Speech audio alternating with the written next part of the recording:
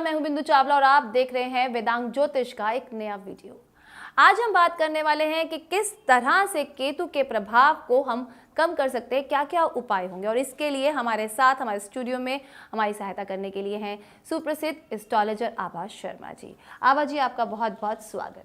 नमस्कार आभा जी, सबसे पहले पिछले एपिसोड में तो हमने जाना था कि किस तरह से केतु का प्रभाव रहता है और उससे आपने बताया था कि बहुत ज़्यादा लोगों को डिप्रेशन हो जाता है। तो किस तरह से हम उस डिप्रेशन से बाहर आ सकते हैं? देखिए, ऐसा नहीं है कि सिर्फ केतु ही डिप्रेशन देता है, कुछ और ग्रह भी हैं जो आपको डिप्रेशन दे सकते हैं, लेकिन केतु की भूमिका इसमें अहम है क्योंकि केतु हमारे मन को व्यथा देता है, दुख देता है अगर वह कुंडली में अच्छा ना बैठा हो। लेकिन केतु से डरने की ज़रूरत नहीं है। राहु और केतु राजयोग कारक ग्रह भी बन जाते हैं जब वह केंद्र त्रिकोण में आते हैं और केंद्र त्रिकोण के किसी ग्रह के स्वामी के साथ वे युति करते हैं।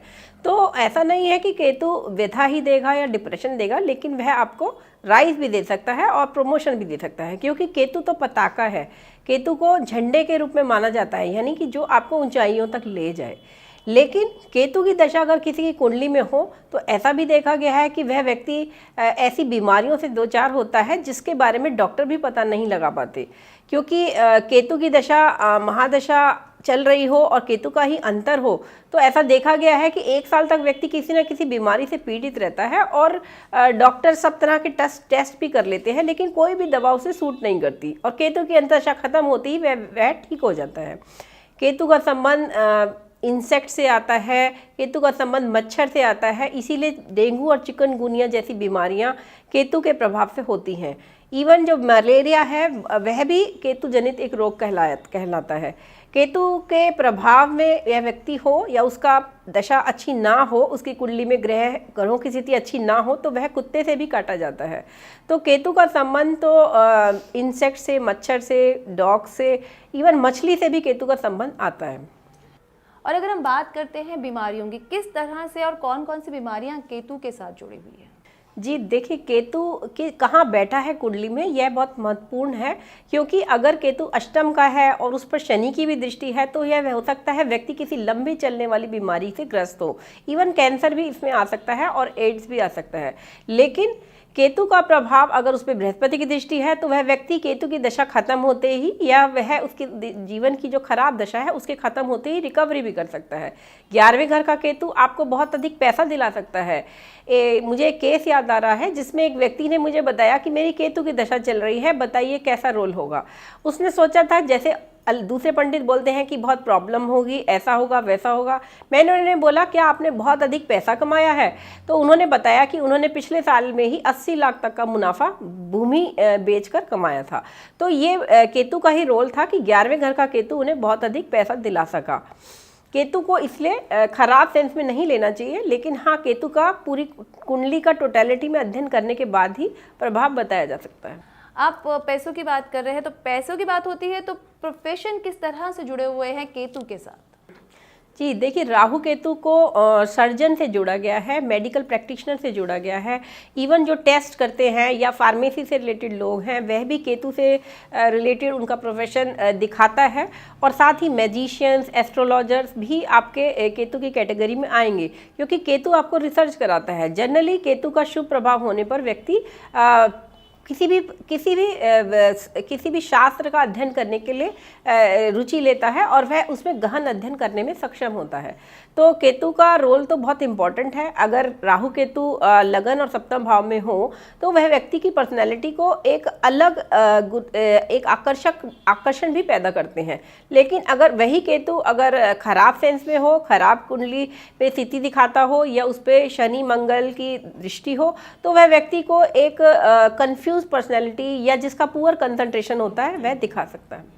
केतु प्रधान लोगों की हम बात करें तो उनके लिए कौन से प्रोफेशन ठीक रहते हैं, कौन से प्रोफेशंस के साथ वो जुड़े हैं? जी देखिए, जिनकी कुंडली में केतु का प्रभाव हो या केतु का 10वें घर से संबंध आए, क्योंकि 10वां घर कुंडली का आपको आपके प्रोफेशन से जोड़ता है, तो केतु आपको ना केवल रिसर्च करा सकता है, वह आपको साइंटिस्ट बना सकता है, वो आपको डॉक्टर भी बना सकता है।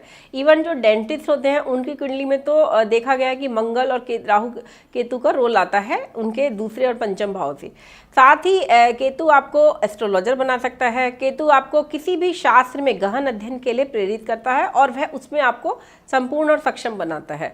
तो किसी भी साइंटिस्ट या ये कह सकते हैं कि जो ऐसे अनुसंधान के से रिलेटेड प्रोफेशंस हैं, उनसे केतु आपको जोड़ता है।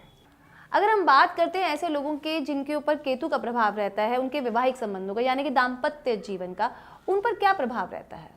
जी, राहु केतु का प्रभाव होने से व्यक्ति के विवाह में थोड़ा सा अरुचि हो सकती है या वह डिले से मैरिज करे।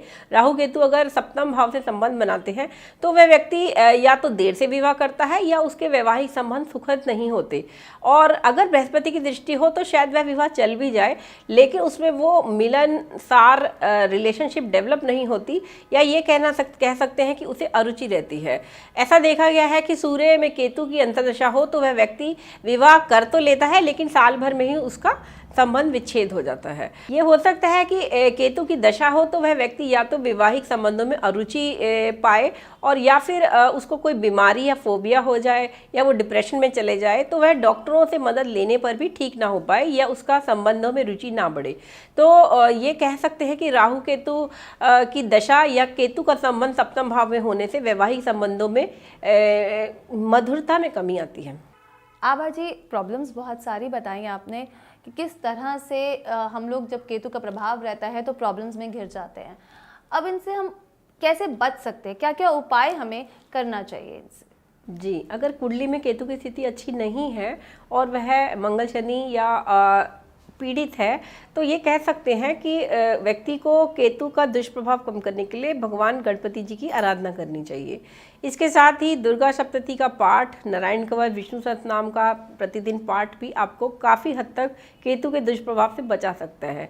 ऐसा भी हमारे रिसर्चेज में देखा गया है कि जहाँ केतु किसी मारक ग्रह के साथ बैठा हो और मृत्यु तुल्य कष्ट दे रहा हो, वहाँ भी इंसान अगर मृत्युंजय मंत्र का जाप कर रहा है या उसके क्लोज रिलेटिव, उसके घर के लोग उसके लिए पाठ कर रहे हैं, और अगर लॉन्गेविटी है तो जल्दी ही वह रिकवरी कर सकता है। साथ ही दान के रूप में आप शनिवार को या मंगलवार को दान कर सकते हैं। गरीबों को अगर दान कराया जाए, या कुत्ते को रोटी खिलाना भी कई बार माना जाता है, या मछली को चारा डालना, या चिड़िया वगैरह जो पक्षी हैं उनको दाना खिलाने से भी केतु के प्रभाव से मुक्ति पाई जा सकती है। लेकिन 100% तो कोई भी दुष्प्रभाव किसी भी ग्रह का दूर नहीं होता। 80% तक आप मान सकते हैं कि वह प्रभाव कम किया जा सकता है अगर व्यक्ति सच्चे मन से भगवान का नाम ले। और दान का तो कलयुग में बहुत ही महत्व है। भगवान का नाम लेना भी एक बहुत बड़ा पुण्य का काम है।